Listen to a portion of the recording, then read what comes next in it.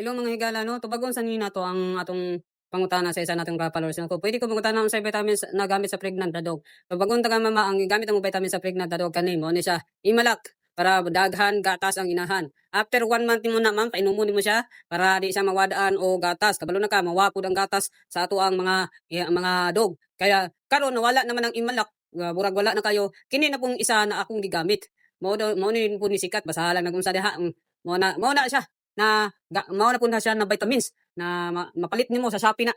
Mao na burag puli sa Imalak kay mao na pud ni sikat na kuan ron na vitamins.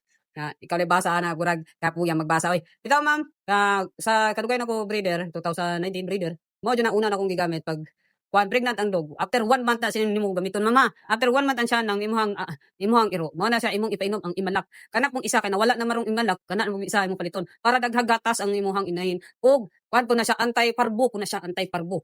Kaya naapoy tay parbo sa ato ang sulod sa kuan ba sa mga baby ba.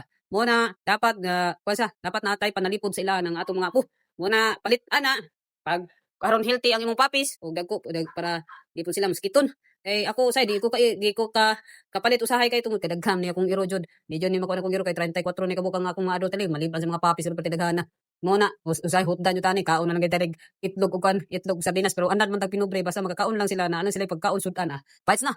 Mao lang na mama sa mga nangutana about sa vitamins kung sa pregnant na dog na after 1 month mo na ipainom 30 days gikan nag-start 30 days. Painom nimo na siya para di mawadan og gatas ang imuhang dog pag manganak siya. Tapos pwede niyo na alalayan og kuan manunggay alagaan ninyo laga ninyo na wala ayon yung butang asin. Unsa pa na diha basta malunggay lang ilaga niyo na tapos ihalo ninyo sa iyang pagkaon na dugpod. O pwede niyo atay dang baboy haluan niyo basta wala lang jud siya timpla para lami pud ilang sudan. Mo na para pang dugan po dugan po kanang pang immune system ba.